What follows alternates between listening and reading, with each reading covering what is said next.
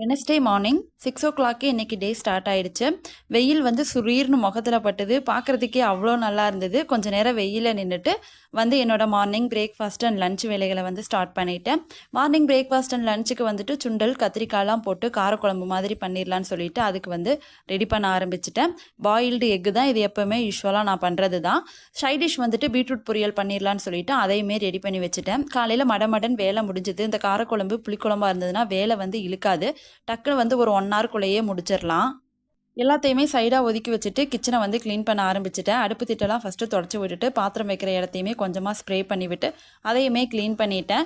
Pomegranate juice வந்து குடிக்க ஆரம்பிச்சாச்சு. காலையில் எழுந்ததும் குடிக்க முடியல. அதனால் வேலையெல்லாம் முடிச்சுட்டு கொஞ்சமாக ரிலாக்ஸ்டாக உட்காந்து குடிச்சிட்டு துணி வாஷ் பண்ண வேண்டிய வேலை இருந்தது. துணியையுமே வாஷ் பண்ணி போட்டுட்டு வெயில் ரொம்ப அடிக்கிறதுனால செடிக்கு வந்து இப்போ 2 நேரம் தண்ணி ஊற்ற வேண்டியதாக இருக்குது. அதனால் மார்னிங் அண்ட் ஈவினிங் 2 நேரமே தண்ணி ஊற்றிடுவேன். அந்த வேலையும் கம்ப்ளீட் பண்ணி